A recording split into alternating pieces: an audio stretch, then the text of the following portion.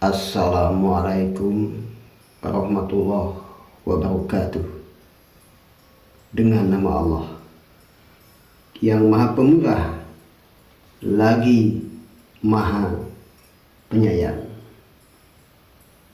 Sekapun sirih lentera makna.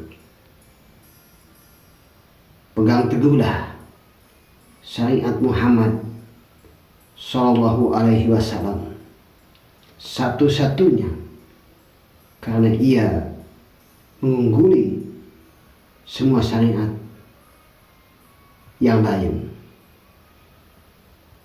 Rasulullah Muhammad Sallallahu Alaihi Wasallam sebagai manusia sempurna yang merupakan teladan terbaik bagi umat Islam dan seluruh umat manusia dalam menjalani kehidupan di dunia yang fana.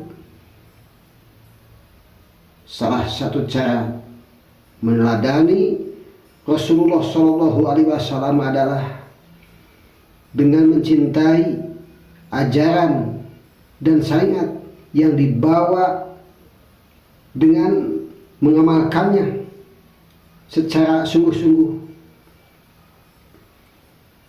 Syariat yang dibawa oleh Rasulullah Shallallahu Alaihi Wasallam tidak mengeliminasi syariat nabi-nabi terdahulu sebagai jalan menuju Sang Pencipta.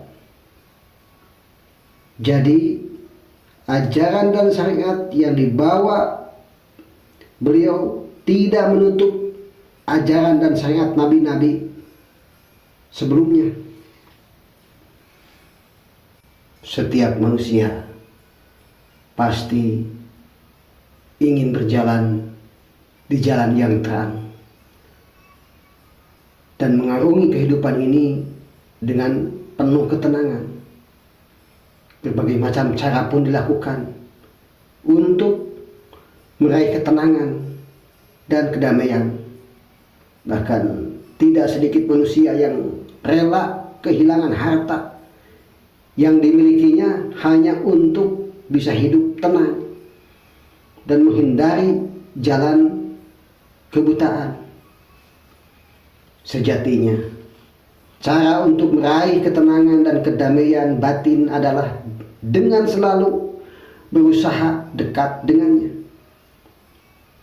Bahkan seorang hamba yang selalu merasa dekat dengan Sang Pencipta tidak akan pernah takut dengan masalah-masalah yang menimpa dirinya. Ia tetap merasa tenang dan tidak sedikit pun rasa takut menyentuh dirinya. Baginya tak ada yang perlu ditakuti kecuali Allah Subhanahu wa Ta'ala. Kita bisa lihat sejarah bagaimana Nabi Ibrahim alaihissalam yang tetap bersikap tenang ketika api yang dikobarkan oleh Namrud mulai membakar dirinya. Nabi Ibrahim alaihissalam tetap tenang karena ia yakin bahwa kobaran api itu tidak mungkin membakar habis dirinya tanpa kehendak yang menciptakannya, yang pada akhirnya atas kehendaknya seketika api itu menjadi dingin. Pangkal hukum agama hanya ada 3: Al-Quran, As-Sunnah, Sunnah Nabi, dan Ijma. Dan ada yang keempat, yaitu Qiyas para ulama. Al-Quran adalah merupakan kalamullah yang sudah dijamin keotentikannya dan juga terhindar dari intervensi tangan-tangan manusia, sehingga dengan penyucian tersebut meneguhkan posisi Al-Quran sebagai hukum-hukum yang utama. Kebenaran Al-Quran dapat dibuktikan dengan realitas atau fakta yang terjadi sebenarnya. Semua umat Islam telah sepakat menjadikan sunnah sebagai salah satu dasar hukum untuk beramal ibadah, karena sesuai dengan yang dikehendaki Allah.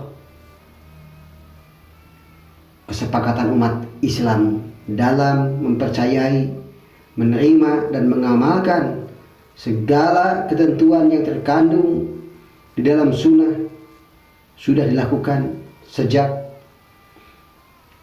zaman Rasulullah SAW masih hidup. Setelah beliau meninggal, semenjak masa Khulafaur Rasyidin hingga masa-masa selanjutnya, tidak ada yang mengingkarinya.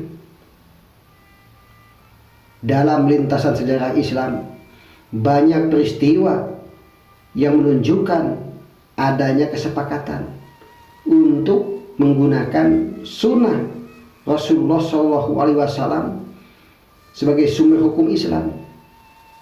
Salah satunya adalah apa yang disebutkan oleh Imam Ahmad bin Hanbal. Di kala itu, ketika Abu Bakar dibaiat menjadi khalifah, dia pernah berkata, "Aku tidak akan meninggalkan sedikit pun sesuatu yang diamalkan atau dilakukan Rasulullah SAW.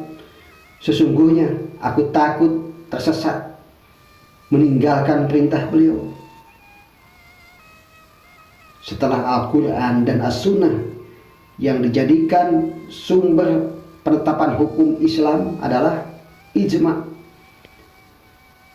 para ulama. Ijma' didefinisikan sebagai kesepakatan para mujtahid dari umat Nabi Muhammad Sallallahu Alaihi Wasallam. Namun ijma' tidak boleh dilakukan sembarang orang. Hanya orang-orang yang mencapai derajat mujtahidlah yang diperhitungkan pendapatnya. Selain Al-Quran, Sunnah Nabi, dan ijma', sumber hukum Islam selanjutnya adalah qiyas. Qiyas merupakan salah satu metode untuk menggali hukum yang populer di kalangan mazhab Syafi'i. Dalam urutannya, mazhab Syafi'i menempatkan qiyas berada di urutan keempat.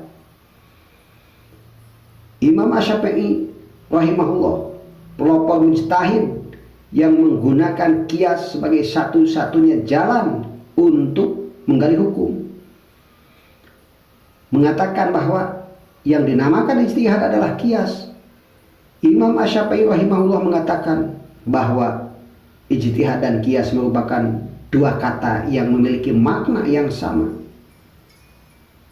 Artinya, dengan cara qiyas berarti para mujtahid telah mengembalikan ketentuan hukum sesuai dengan sumbernya, Al-Quran dan Sunnah.